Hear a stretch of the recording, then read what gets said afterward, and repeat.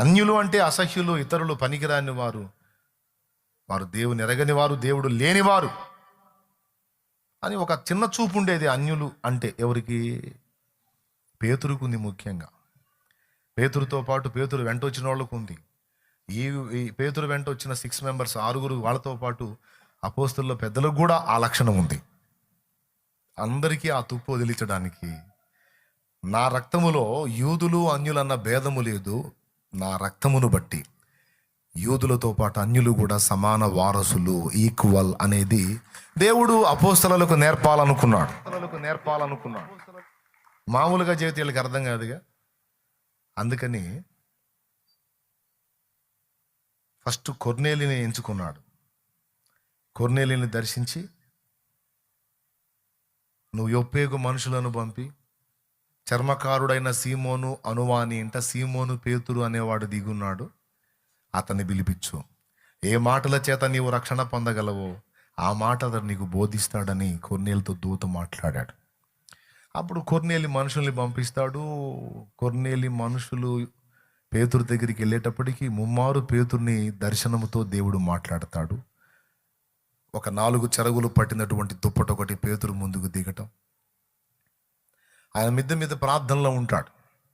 ప్రార్థనలో ఉన్నప్పుడు 4 చెరగులు పట్టినటువంటి దుప్పటి, 4 అంచులు పట్టిన దుప్పటి ఒకటి చక్కగా కిందకి దిగుతూ వస్తుంటుంది. పేతురు అప్పుడు ఆకలి కొని ఉంటాడు. అందులో రకరకాల చతుష్పాద జంతువులు సమస్తం ఉంటాయి. అందులో ఒక నిషిద్ధ జంతువును చూపించి ప్రభు దాన్ని చంపుకొని తినమంటాడు. అప్పుడు పేతురు అంటాడు, ప్రభువా, అపవిత్రమైనది ఏదైనాను నా నోట ఇంతవరకు పడలేదని నీ వెరుగవా అంటాడు. అప్పుడు ప్రభు అంటాడు, తప్పు, దేవుడు పవిత్రపరచిన వాటిని అపవిత్రమని ఎంచకూడదు అనగానే మళ్ళీ ఆ దుప్పటి అదృశ్యం అయిపోయింది. ఏంటి దర్శనం అని మళ్ళా కనిపెట్టుకొని ప్రార్థన చేస్తాడు. మళ్ళా దిగుతూ ఉంటుంది దుప్పటి. మళ్ళా ఏ జంతువులు కనపడుతూ ఉంటాయి. మళ్ళా పేతురు చంపుకొని తిను అనే మాట వస్తుంది. మళ్ళీ ఈయన సేమ్ డైలాగ్, ప్రభువా, అపవిత్రమైనది ఏదైనా నా నోట ఎన్నడూ పడలేదని నీ ఎరుగవా అంటే, తప్పు, దేవుడు పవిత్రముగా ఎంచిన వాటిని అపవిత్రమని ఎంచకూడదు, దేవుడు పవిత్రపరచిన వాటిని అపవిత్రముగా ఎంచకూడదు. ఈ విధంగా ముమ్మారు జరిగింది. ఈ దుప్పటేంది, ఈ జంతువులేంది, ఈ అపవిత్ర జంతువులు చంపుకొని తినమనటం ఏమిటి, అసలు ఏంటిది? చూసారా ఆ ఫోటో? అది అట్లాంటి దర్శనం కలిగింది ఆయనకి. ఆ దుప్పటి దిగుతుంది చూడండి పైనుంచి. అసలు ఇందును గూర్చి పేతురు ఆలోచించడం మొదలు పెట్టాడు. అప్పుడు దైవస్వరం, పరిశుద్ధాత్మ స్వరం పేతురికి వినపడింది.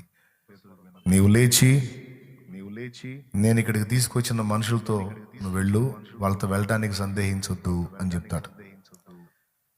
దైవస్వరం విన్న తర్వాత, పరిశుద్ధాత్మ స్వరం విన్న తర్వాత, అయ్యా, ఇక్కడ సీమోను పేతురు అని ఆయన దిగాడా, మేము ఆయన కోసం వచ్చామని కింద ఒకరు వాకప్ చేయటం వినపడిద్ది. పైన ఆయనకి వాకప్ చేస్తుంటారు, ఎంక్వైరీ చేస్తుంటారు ఆ ఇంటి వాళ్ళతో. ఆ మాట వినపడుద్ది.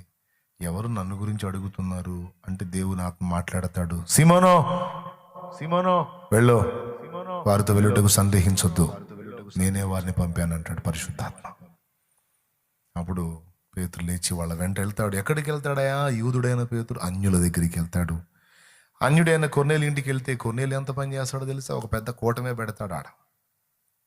తన ఇంటి వారిని, బంధువర్గాన్ని, స్నేహితులను, తనను అభిమానించి తన మాటకు రెస్పెక్ట్ ఇచ్చే వారందరినీ కూడా అక్కడికి తీసుకొచ్చి కూర్చోబెడతాడు. వారందరూ కూడా అక్కడ ఆ ఇంట పెద్ద ఇల్లది, ఆ ఇంట అందరు నిండిపోయి ఉంటారు.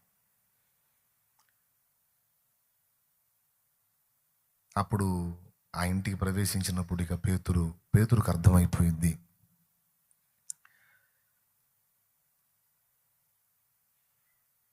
అక్కడ మాట్లాడిన మాటలే చాలాసార్లు మనం వాడిన మాటలు.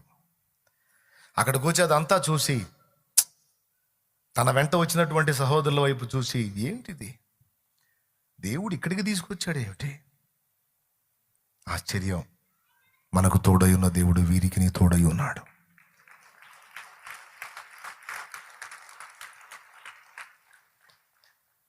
అని ఇక కొర్నేలితో మాట్లాడతాడు. కొర్నేలి ఆయన ఎదుర్కొని సాష్టాంగ ప్రమాణం, దండ ప్రమాణం అంటే నమస్కారం చేస్తాడు. అప్పుడు పేతురు లేపి అతన్ని, నేను నీ వంటి మనుషుడని, సహోదరా నాకు నమస్కారం చేయొద్దు నాయనా, నేను నీ వంటి మనుషుడిని.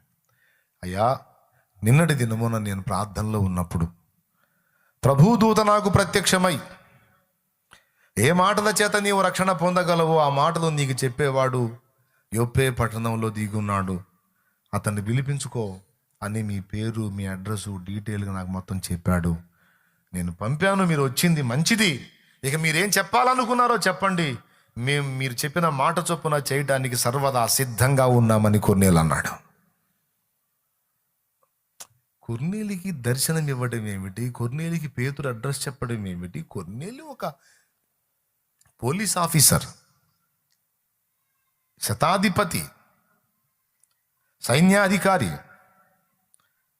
అలాంటి వానితో అన్యుడు, అతనితో దేవుడు ఇంత స్పష్టంగా మాట్లాడటం ఏంది, నన్ను రప్పించటం ఏంది? అర్థమైపోయి దూత దర్శనమందు తేటగా కనపడటం ఏమిటి, నా పేరు చెప్పటం ఏమిటి అని అర్థమైపోయి అప్పుడు అన్నాడు, ఆహా, దేవుడు పక్షపాతి కాడని నిజముగా గ్రహించి ఉన్నాను. ప్రతి జనములోనూ ఆయనకు భయపడి నీతిగా నడుచుకొని వారిని ఆయన అంగీకరించును. యేసుక్రీస్తు అందరికీ ప్రభువు అనే మాట అక్కడ బలుగుతాడు పేతురు. మీరు అక్కడక్కడ చర్చి గోడల మీద బాగా చూసుంటారు, యేసుక్రీస్తు అందరికీ ప్రభువు, అందరికీ. ఆ పదం పేతురు మాట్లాడింది. ఎక్కడ మాట్లాడాడు అంటే కొర్నేలు ఇంట్లో మాట్లాడాడు ఆ పదం.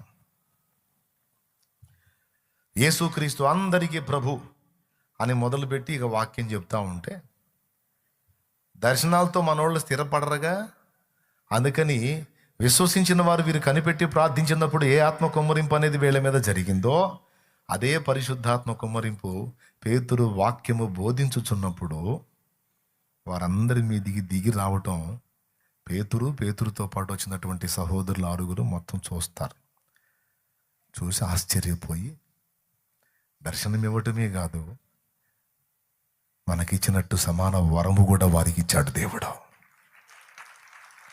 కాబట్టి ఇక మనం అన్యులను భేదభావంతో చూడకూడదు అని డిసైడ్ అయిపోతారు. అది ఇక్కడ ఆ పాఠం పేతురికి మిగిలిన అపోస్తలులకి నేర్పడానికి దేవుడు బాప్తిస్మ కూడా పొందని వారి మీదకి పరిశుద్ధాత్మను కుమ్మరించాడు. కానీ ఇక అదే విధంగా ఎవరు బాప్తిజం పొందకపోయినా వాళ్ళ మీద కూడా కుమ్మరించబడటం అనేది జరగదు. అక్కడ కొన్ని కనువిప్పులు కలిగించడానికి ఆ పని చేశాడు.